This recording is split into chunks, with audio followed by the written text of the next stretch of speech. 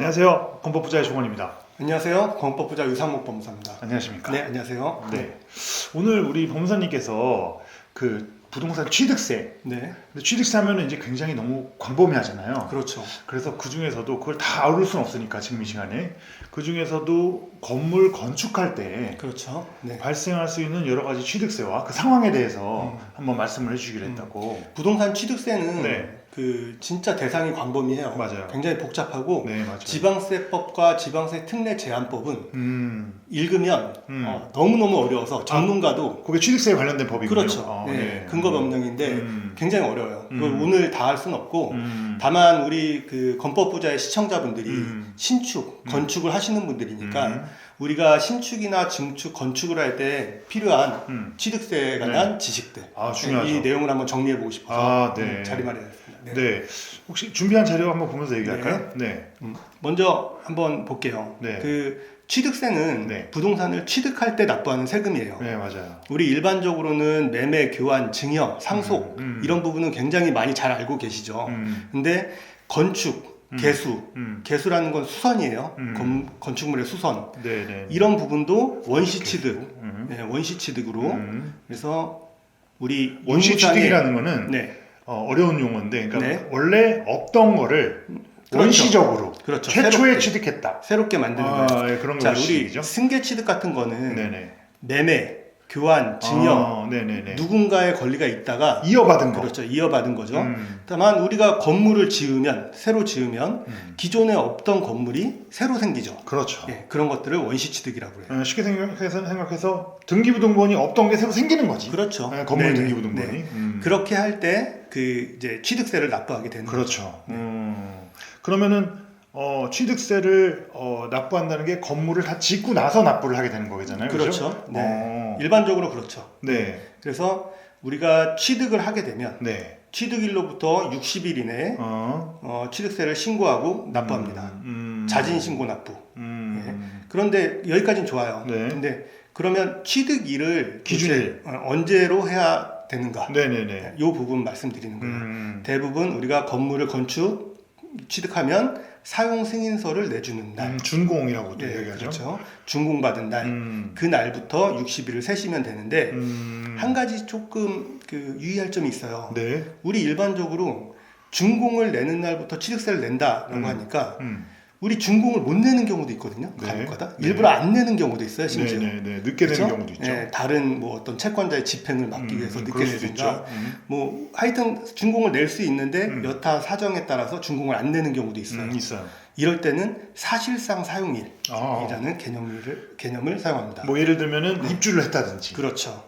뭐 이렇게 상가면은 저 임대를 했다든지. 그렇죠. 뭐 이런 식으로. 네. 그래서 내가 준공을 안 냈으니까 취득세를 준공 낼 때까지 계속 미루겠다. 맞아요. 이러면 사실상 안 되는 경우도 많아요. 이게 사실상의 사용일을 구청에서 사실 알기는 어렵지. 어렵죠. 그러니까 그런 얘기들을 하는 건데 이걸 만약에 구청에서 나중에 알게 됐다.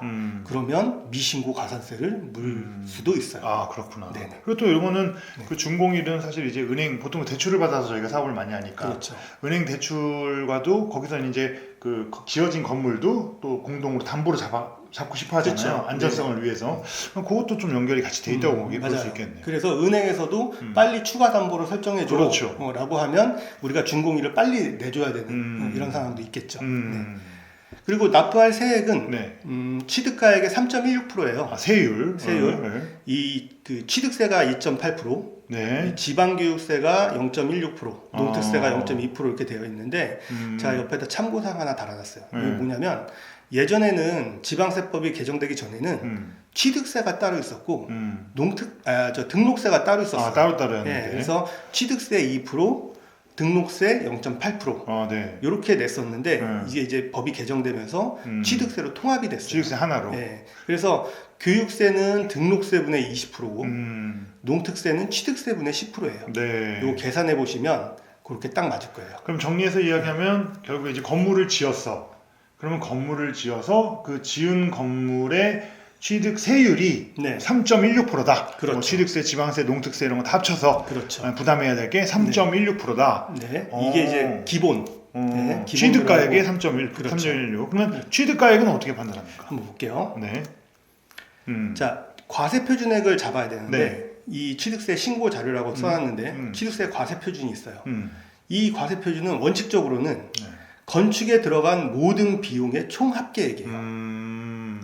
그래서 이 건물을 지으면서 어떠한 비용이 들어갔습니다. 뭐 건축비, 뭐 네. 설계비, 감리비, 그렇죠. 뭐 각종 무슨 용역 비용이라든지 인입공사비라든지, 그렇죠. 철거비도 포함됩니까? 그렇습니다. 아, 취득세. 네. 철거비도 포함되고 그렇구나. 모든 비용이 다 포함됩니다. 기존 건물 철거도. 네. 그래서 우리가 건물을 지을 때는 두 가지 방식이 있죠. 네. 직영공사가 있고 네. 건축주가 직접 시공하는 네, 거예요. 맞아요. 네. 그리고 건축주가 도급을 주면 네네. 우리 조 대표님 회사처럼 네네네네. 도급을 받아서 도급 시공하는 경우가 있어요. 그렇죠. 네. 그래서 그 건축주가 직접 공사를 했을 때는 도급 계약서가 없겠죠. 없겠죠. 대신에 이 건물을 지을 때 비용이 어떻게 들어갔는지가 공사 원가 계산서 아니면 원가 내역서라는 곳에 있겠죠. 그래서 그런 것들을 첨부해 주는 거고요. 근데 사실상 이게 현실적으로 보면 일단은 도급공사 해야 되는 그 규모가 네. 연면적 60평 이상은 다 해야 되고, 네네. 또 주택은 단독주택 제외하고 뭐 다가구나 다중주택 포함해서 좋아요. 네. 모두 다 사실은 도급공사를 해야 돼요. 네네. 그럼 직영공사는 내가 살 단독주택만 그것도 200평, 200제곱미터가 안 되는 규모만 가능한데 영세한 규모거든요. 그렇죠. 영세한 그럼 규모죠. 아까 그 공사 원가 내역서나 이런 걸 산출할 줄 몰라. 자료도 따로 모으지도 않아. 보통은 법무사가 그냥 영수증 다 받아서 정리를 해드립니다. 그렇구나. 그럼 사실상은 정확하다고 볼 수는 없겠네. 그렇죠. 그럴 그래서 가능성이 크겠네. 직영공사를 하는 경우에는 그게 정확하지 않은 걸 지자체에서도 알고 있어요. 알죠. 알고 있어요. 네, 그래서 그 공사 원가 계산서에 금액이 얼마든 간에 그냥 구청이 알고 있는 추정가. 시가표준액. 네, 시가표준액. 구청이 정하는 준공 때 정하는 시가표준액으로 그냥 신고 납부를 하라고 그냥 얘기를 해줍니다. 무슨 말을 쓰는지 알 것 네. 같아요. 그리고 도급공사인 경우에는 도급계약서가 있고 또 뭐 설계계약서가 있고 각종 비용 그렇죠. 내역서가 있으니까 네네. 그걸 첨부해서 그 비용을 기준으로 아까 얘기했던 3.16%를 적용하면 된다. 그렇죠. 네. 자, 이렇게 됐는데 네. 취득세가 중과되는 경우도 있어요. 네네. 이거는 이제 개인은 해당이 없는데 네. 법인인 경우에 이제 중과가 되는 경우가 있어요. 굉장히 이제 개인도 중과, 개인은 중과가 안 되구나. 개인은 이거는 중과가 없어요. 원시 취득으로 원시 취득하는 취득이라서 거니까. 주택수나 이런 거 상관없이 네네네. 그 중과가 없는데 법인 같은 경우에는 과밀 억제권령 내 법인 네. 설립 후 그렇죠. 5년이 경과되지 않은 법인 네, 맞아요. 그 법인이 다시 과밀 억제 지역 안에 부동산을 취득했다 맞아요. 라고 하면 중과가 돼요. 네. 그래서 이 부분은 사실은 이것만 따로 한 시간을 우리가 설명을 해도 너무너무 복잡한 얘기예요.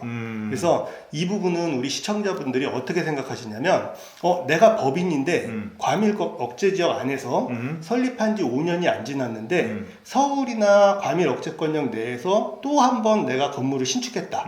이럴 때는 중과될 수 있다라는 정도만 좀 알아봐야겠다. 그래서 이 중과가 어느 정도까지 중과되는지 내가 한번 알아봐야 되겠다. 이렇게만 정리하시면 충분할 것 같아요. 무슨 말씀인지 알 것 같아요.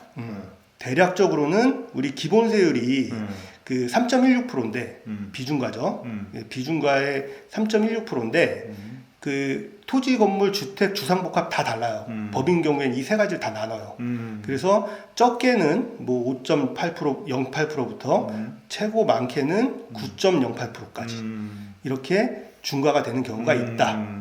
라고만 생각해 주시면 될 것 같아요. 그래서 내가 법인이면서 과밀억제권 내에 사업이거나 또는 5년 설립한 지 5년이 그렇죠. 지나지 않았다라고 하면 나 취득세 중과될 수 있으니까 좀 조심해야겠다라는 거를 경각심을 갖고 조사를 해보면 돼요. 그렇죠. 맞습니다. 그래요. 네, 좋네요. 그런데 우리가 또 보면 취득세를 감면해 주는 경우도 있어요. 건물을 지었는데 발생하는 아까 3.16%의 취득세를 감면하는 경우. 그렇죠. 네. 그래서 이게 지방세 특례 제한법에 네. 주택 공급 확대를 위한 감면이라는 규정과 임대주택 감면이라는 규정이 동시에 있었어요. 알죠. 그런데 우리 예전에 조 대표님도 그랬죠. 그 주택 공급 확대를 위한 감면으로 굉장히 많이 감면을 받으셨었어요. 맞아요. 맞습니다. 제가 신고 납부를 해드리고 그렇죠. 했었는데, 근데 이게 지금 한시법이라 지금 현재는 이 주택 공급 확대를 위한 감면은 적용이 되고 있지 않아요. 그래요. 네. 그런데 임대주택 감면은 아직까지도 적용이 되고 있고 네네네. 2024년 12월 31일까지 한시법으로 적용이 되고 있어요. 그래서 임대 사업자가 그 임대 목적물로 하기 위해서 임대 사업자를 등록하고 그 건물을 건축하면 취득세가 감면된다. 아, 이건 일반 매매에는 적용되지 않습니까? 일반 매매도 적용되는 경우가 있죠. 그리고 네. 그 건물을 지어도 그렇죠. 마찬가지고. 네. 그래서 60제곱미터 이하의 건물을 공동주택을 취득할 때 취득세를 면제한다. 주로 저희가 짓는 게 60제곱미터만 한 18평쯤 되니까 네. 저희가 주로 그러니까 건축하는 규모가 다 요거 이하인 경우가 대부분이거든요. 네네. 예, 아무래도 도심이니까. 네. 그래서 대부분 해당이 된다라고 볼 수 있겠네. 그래서 네. 그 건축 준비하시는 분들이나 이런 분들은 이런 조항을 반드시 알아야 이거 몇 천만 원씩 왔다 갔다 하는 거 그렇죠. 아닙니까? 네, 그렇죠. 네. 또 알지 못하면은 또 챙겨주지 않으니까. 그렇죠. 안 챙겨줘요. 네, 맞아요. 네. 그렇게 반드시 알아야겠네요. 감면 신청서를 반드시 써서 내야 감면해 그렇죠. 줍니다. 무슨 말씀인지 네. 알겠네요. 네. 이건 뭐죠? 기한 내 미신고 또는 과소신고. 요거는 우리가 이거를 그 신고를 하고 자진 신고 납부잖아요. 네. 자진해서 신고를 하고 납부를 해야 되는데 만약에 신고를 안 하거나 아니면 조금 신고해요. 나 원래 20억 들었는데 10억밖에 안 들었는데요. 이렇게 신고하는 거예요. 그럼 나머지 10억분에 대해서는 이제 부족세액이 되는 거죠. 그래서 이렇게 된 경우에는 굉장히 커요, 가산세가. 그렇네요. 예를 들어 내가 5천만 원을 내야 된다. 그러면 1,000만 원을 가산세로 더 내야 돼요. 20%를. 무슨 말씀인지 알것 네. 같아요. 이렇게 해야 되니까. 근데 이제 보면 기한 내 미납이란 건 기한 내 신고는 했어. 네네. 신고는 했는데 내가 돈이 없어. 돈이 없어서 못 냈어요. 이럴 때는 미신고 가산금은 안 붙고 부족세액의 0.022% 정도 곱하기 지연일수 매일. 근데 이렇게 하면은 네. 이 실무적으로 봤을 때 그러니까 미납이 되면 네. 등기는 못 하는 거네요. 그렇죠. 실무적으로 구청에서 취득세를 납부를 한 영수증을 그렇죠. 제출해야 등기가 되니까. 네, 그렇죠. 그럼 이건 아예 등기도 못 하는 경우고 뭐 미납까지 되는 경우. 그렇죠. 등기 전 단계에서 이런 경우가 생길 수 있고. 그렇죠. 근데 이제 제가 말씀드리고 싶은 건 뭐냐면 여타 어떠한 사정이 생기더라도 기한 내에 신고는 하자. 신고는. 신고는 해놓고 그다음 그 미납을 하더라도 네. 며칠 늦어서 한 달 정도 늦어서 미납을 하더라도 그때는 가산금이 크지 않다. 그럼 앞서 아까 말씀드린 60일 내에 이제 그 취득세를 납부하도록 돼 있잖아요. 네. 그러면은 기한 내 미납이라는 게 그 60일을 얘기하는 그렇죠. 건가요? 60일 내에. 내에. 60일 내에 미납하는 경우. 그래서 60일이 지나면 그 다음 날부터 지연일수에 이제 하루하루 60일 이후부터. 네네. 재밌네요. 재밌나요? 네. 아니 취득세가 사실 굉장히 그 광범위한데 그 중에 이제 건물분 취득세 이렇게 맥을 짚어주시는데도 네. 뭐 알아야 될 게 많고 그렇죠. 이 내용 보시면서 건축 준비하시는 분이라면 이게 사실 단순하게 세율 뭐 3.16% 이렇게 느끼실지 모르겠지만 이게 뭐 예를 들어서 과표가 뭐 20억이면은 6천만 원이고 그렇죠. 네, 그래서 맞아요. 작지 않습니다. 작지 않아요. 뭐 네. 감면이라든지 또 중과라든지 이런 것들이 굉장히 예민하니까 그런 것에 대해서 아까 관심을 말씀드린 가질 대로 필요가 있을 것 3.16%인 줄 알았는데 네. 9%가 나와버린다. 그럼요. 그러면 뭐 큰일 나는 거죠. 네. 미리 준비를 한다든지 아니면 그렇죠. 그만큼 매력이 있는지를 판단을 하고 하면 괜찮은데 모르고 맞으면 그렇죠. 너무 아프죠. 아프죠. 네, 많이 안 아프죠. 되죠. 그래 오늘 우리 보무사님께서 신축 시에 발생할 수 있는 이 원시 취득에 대한 취득세에 대해서 가장 기본적인 내용만. 네, 정리를 잘 해주셔가지고 많은 도움이 됐고 다음 시간에 또 좋은 정보로 찾아뵙는 걸로 네네. 오늘 여기까지 마치도록 하겠습니다. 감사합니다. 감사합니다.